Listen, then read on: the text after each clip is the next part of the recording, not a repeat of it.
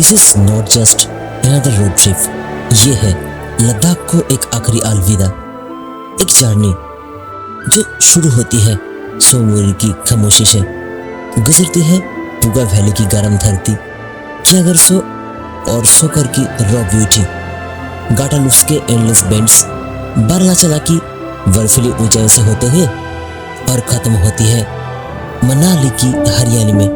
This is living the last lake so मोरी to Manali.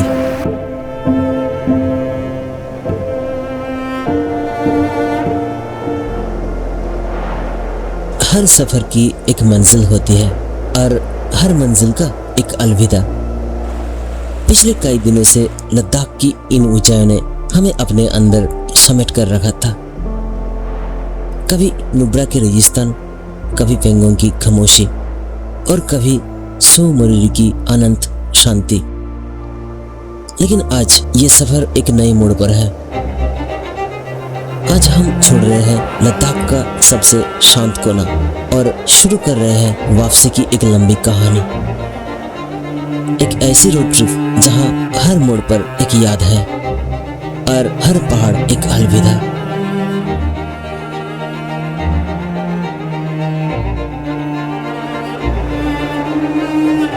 सुबह की पहली सूरज की किरणें जब सो मोरी के नीले पानी पर पड़ी तो पूरी लेक सोना से चमक उठी। 14,000 फीट की ऊंचाई पर बसा ये लेक सिर्फ एक डेस्टिनेशन नहीं है, ये एक एहसास है, एक ऐसी जगह जहां वक्त धीरे चलने लगता है।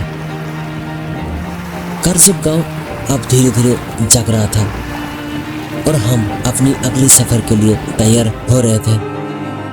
सच कहूं, कुछ जगह ऐसी होती है जहां से निकलने का मन कभी नहीं करता। गाड़ी जैसे ही कारजुक से बाहर निकली, पीछे छूट रहा था एक खूबसूरत सपना। दूर होती हुई लेक को देखकर गाड़ी के अंदर एक अजीब सा सन्नाटा था। शायद इसीलिए क्योंकि हम जानते थे कि ऐसी जगह जिंदगी में बार बार नहीं मिलती। लेकिन हिमालय का एक रूल है, अगर तुम एक ही जगह रुक गए तो नए नज़ारे कैसे देखोगे? इसीलिए दिल पर पत्थर रखकर आगे बढ़ना ही पड़ता है। ये है कियागरसो, रास्ते में मिला जब हम सो मोरी से आ रहे थे। आप देख सकते हो पानी उतना ज़्यादा नहीं है, लेक भी छोटा है, पर नज़ारा बहुत बढ़िया है क्योंकि चारों ओर से स्नोक्रेट माउंटेन भी दिख जाता है। लद्दाख की रोड्स की सबसे खूबसूरत बात है कि यहाँ डेस्टिनेशन से ज़्यादा जर्नी खूबसूरत होती है। और इसी जर्नी के बीच हमें मिला एक और छोटा सा जेम, कियागरसो। दूर से दिखने पर जैसे किसी ने पहाड़ों के बीच नीले रंग का एक ट्रांसपेरेंट शीशा रख दिया हो। कमर्शियल टूरिस्ट यहाँ बहुत कम रुकते हैं, इसलिए ये लेक आज भी अपनी असली रूप संभाले हुए है, खामोश, सुंदर और दुनिया की भीड़ से बिल्कुल अनजान। आज थोड़ा बादल छाए हुए हैं आसमान में, देख सकते हो, और इस तरफ बहुत सारे नोमैड्स का घर भी आप देख सकते हो। ये लोग तो समर सीजन में बहुत ऊपर चला जाता है, लेकिन अभी थोड़ा नीचे आया है ठंड के कारण से। और ये भैया देखो, ये सुंदो वैली जहाँ 3 वैली मिलते हैं, है ना? जी सर। अच्छा,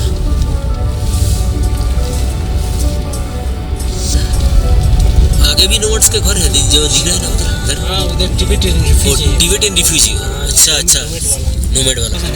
अच्छा, ऐसे होल इंडिया में कई करोड़ होगा, है ना? कारजुक से निकलने के कुछ देर बाद लद्दाख ने अपना एक और रूप दिखाना शुरू कर दिया। ये था पुगा वैली, एक ऐसी जगह जहां जमीन सांस लेती हुई महसूस होती है।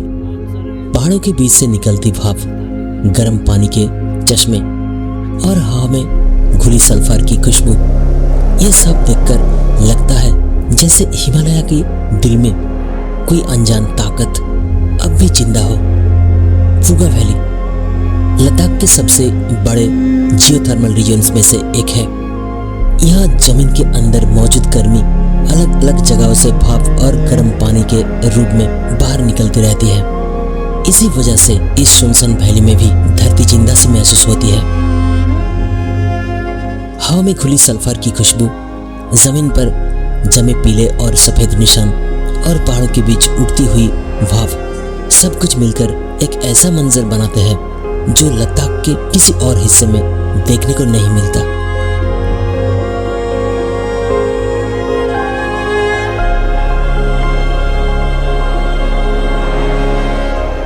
साइंटिस्ट के लिए यह जगह जियोथर्मल एनर्जी का एक इम्पोर्टेंट सोर्स है और ट्रैवलर्स के लिए ये हिमालय का एक अनोखा और मिस्टीरियस चेहरा।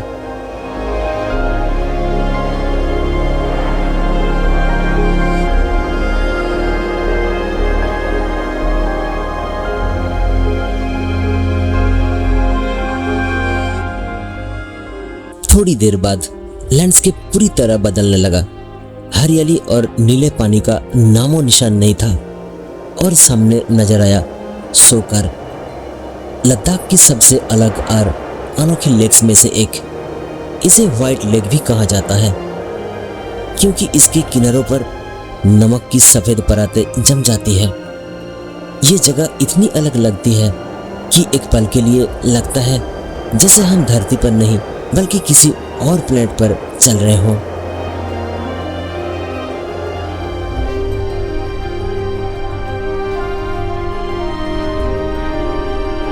एक वक्त था जब इसी लेक से नमक निकाला जाता था। चंगपा इसे तिब्बत और लद्दाख के बीच ट्रेड के लिए इस्तेमाल करते थे। इसी वजह से सोकर सिर्फ एक लेक नहीं बल्कि हिमालय की पुरानी ट्रेड हिस्ट्री का भी एक हिस्सा है। लेकिन आज ये जगह एक और वजह से खास है। ये पूरा वेटलैंड माइग्रेटरी बर्ड्स और हिमालयन वाइल्ड लाइफ के लिए एक इम्पोर्टेंट हैबिटेट माना जाता है। अगर किस्मत साथ दे तो यहाँ black naked crane, bar headed गीस और सबसे खास कियांग्स यानी टिबेटन वाइल्ड एसेस भी दिखने को मिल जाते हैं। और जब ये खुले मैदानों में हवा के साथ दौड़ते हैं तो लगता है जैसे इस वीरान जमीन में भी जिंदगी अपनी पूरी आज़ादी के साथ दौड़ रही हो। यह ना शोर है ना भीड़, सिर्फ हवा की आवाज़ और हिमालय की वो खामोशी जो हर ट्रैवलर को कुछ देर के लिए रुकने पर मजबूर कर देती है।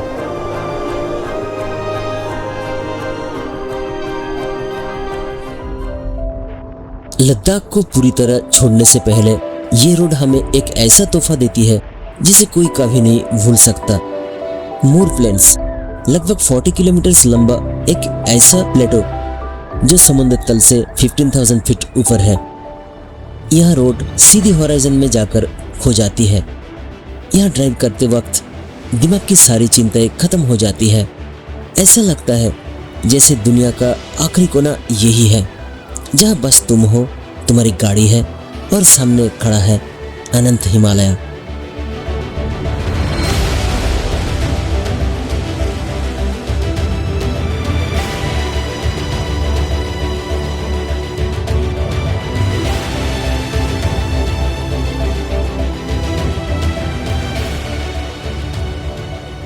कभी ये पूरा इलाका एक प्राचीन झील का हिस्सा माना जाता था। हजारों सालों तक हवा, बर्फ और प्रकृति ने मिलकर इस जमीन को इतना प्लेन बना दिया कि आज ये हिमालय के बीच एक नेचुरल रनवे जैसा महसूस होता है। दूर दूर तक ना कोई गांव, ना कोई पेड़, ना ही किसी शहर की आवाज़, सिर्फ ठंडी हवा का संगीत और टायर्स की हल्की सी गूंज जो इस खामोशी को और भी गहरा बना देती है। कभी कभी किस्मत अच्छी हो तो इसी मैदान में टिबेटन वाइल्ड एस यानी कियांग के झुंड भी नजर आ जाते हैं। ये चंगथंग के असली फांसी है, बिल्कुल आज़ाद, बिल्कुल वाइल्ड। मोर प्लेन्स सिर्फ एक रोड नहीं है, ये एक एहसास है, एक ऐसा सफ़र जहाँ स्पीड से ज़्यादा ज़रूरी है रुककर इस खामोशी को महसूस करना।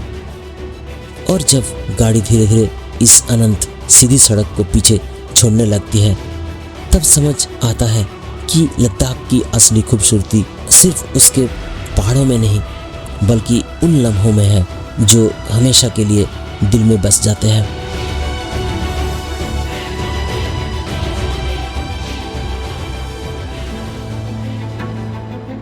मोर प्लेन्स की अनंत खामोशी के पीछे छोड़ते ही सफर एक बार फिर अपना रंग बदलने लगता है। हम पहुंचते हैं पंग, हिमालय के बीच बसा एक छोटा सा ट्रांजिट कैंप। लेकिन असली सफर अभी बाकी था। पंग के बाद रोड धीरे धीरे और ऊंचाई की तरफ बढ़ने लगती है और कुछ ही देर में हम पहुंच जाते हैं लाचुंगला। लगभग 16,600 फीट की ऊंचाई पर बसा ये पास अपनी रंग बिरंगी चट्टानों और सुनसान वादियों के लिए जाना जाता है। हर तरफ बस हवा की गूंज और हिमालय की गहरी खामोशी। लाचुंगला पार करते ही रोड फिर नीचे उतरती है और कुछ ही किलोमीटर बाद एक माउंटेन पास हमारा इंतजार कर रहा होता है, नकीला। लोकल लोग कहते हैं इसका नाम नाकी इसीलिए पड़ा क्योंकि पुराने जमाने में इस कठिन पहाड़ी रास्ते को बारने के लिए मजदूरों ने सिर्फ हाथों और नाखून से पत्थर तोड़कर रास्ता तैयार किया था। चाहे ये कहानी कितनी भी पुरानी क्यों न हो, इस जगह की कठोर जमीन उस मेहनत की याद आज भी दिलाती है। और नकीला के बाद दूर पहाड़ों की ढलान पर उभरते हुए वो टेढ़े मेढ़े मोड़ नजर आने लगता है। एक ऐसा रास्ता जिसे देखते ही हर ट्रैवलर के दिल की धड़कन थोड़ी और तेज हो जाती है। स्वागत है गाटालूप्स में। अब शुरू होता है इस पूरे रूट का सबसे आइकॉनिक और डर पैदा करने वाला सेक्शन, गाटालूप्स। और ये है गाटालूप्स।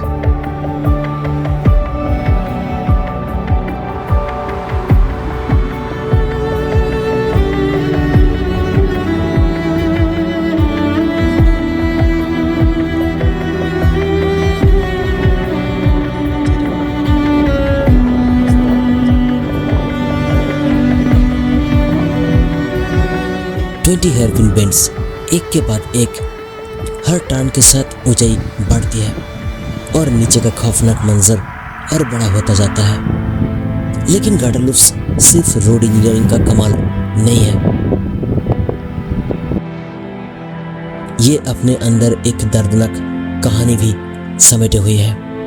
एक ऐसी कहानी जो सालों से यहाँ के लोकल ड्राइवर्स के बीच जिंदा है।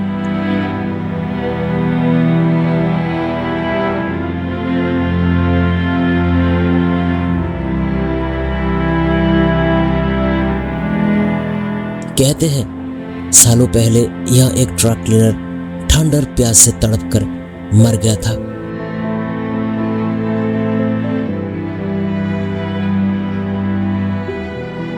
आज भी लोग यहाँ उसकी आत्मा की शांति के लिए पानी की बोतल्स छोड़कर जाते हैं।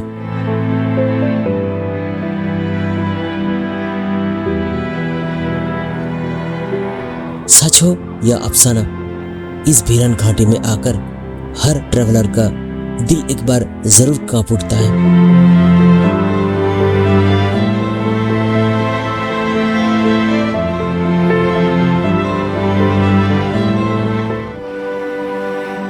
गाटालूप्स के आखिरी मोड़ को पार करते ही ऐसा लगता है जैसे हिमालय एक बार फिर अपना चेहरा बदल रहा हो। नीचे छूट जाते हैं वो टेढ़े मेढ़े रास्ते और सामने खुलने लगती है एक और विशाल दुनिया।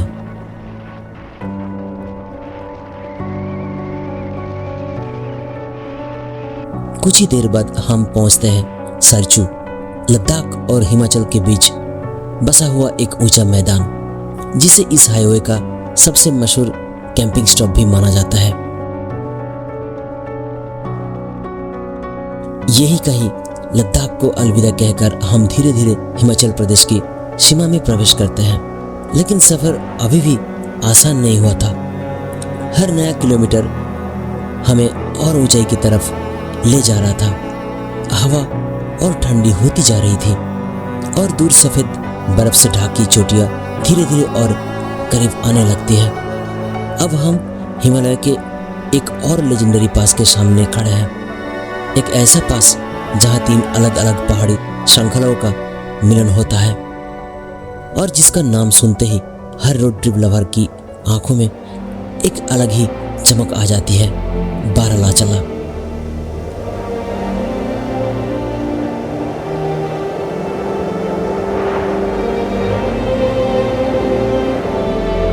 सोलह 16,000 फीट से भी ज्यादा ऊंचाई पर बसा ये पास सिर्फ एक रास्ता नहीं है, ये 3 अलग अलग माउंटेन वैलीज का संगम है।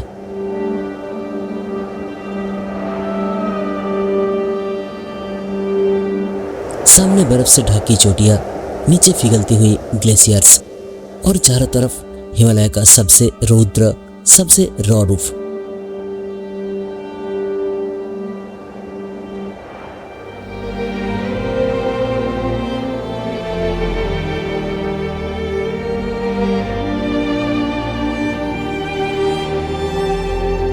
इस जगह से मेरा एक पुराना रिश्ता भी है और जब भी यहाँ आता हूँ ये पहाड़ मुझे मेरी औकात याद दिला देते हैं।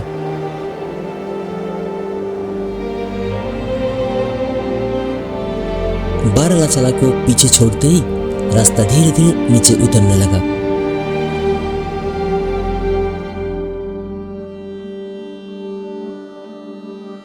और कुछ ही देर बाद सामने नजर आया सूरजताल, इंडिया की तीसरी सबसे ऊंची लेक, जो बारालाचला के बिल्कुल नीचे शांत और गहरी खामोशी के साथ बसी हुई है। शाम की आखिरी धूप इसके पानी पर ऐसे चमक रही थी जैसे पहाड़ों ने सूरज की आखिरी रोशनी को अपने पास संभाल कर रख लिया हो। आप अंदर रिफ्लेक्शन देख सकते हो।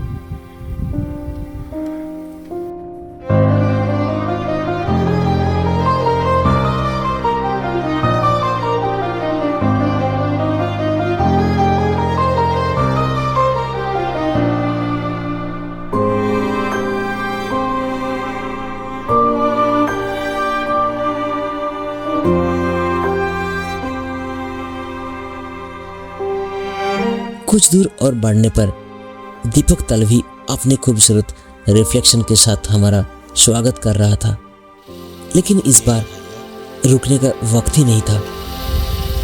अभी भी पानी जमे नहीं, मतलब फ्रीजिंग नहीं हुआ है, इसलिए अभी दिखता है।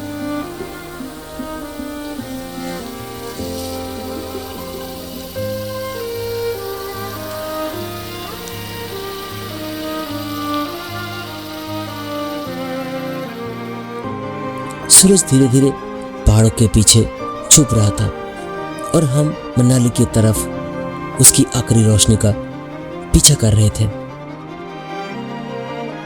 जैसे ही अंधेरा छाने लगा, हिमालय का एक और रूप सामने आया। शांत सड़कें, ठंडी हवा और हेडलाइट्स के सहारे चलती है जर्नी अपने आप में एक अलग ही एहसास दे रही थी। रात तक हम मनाली पहुंच चुके थे, लेकिन सफर अभी खत्म नहीं हुआ था। मनाली की ठंडी और सुकून भरी हवा ने एक नई एनर्जी के साथ हमारा स्वागत किया। एक सफर खत्म हुआ था, लेकिन हिमालय ने हमें फिर से बुला लिया था। कैमरा फिर से रेडी था, गाड़ी फिर से रास्ते पर थी और इस बार हम निकल पड़े थे एक और सपने की तरफ, चंद्रताल।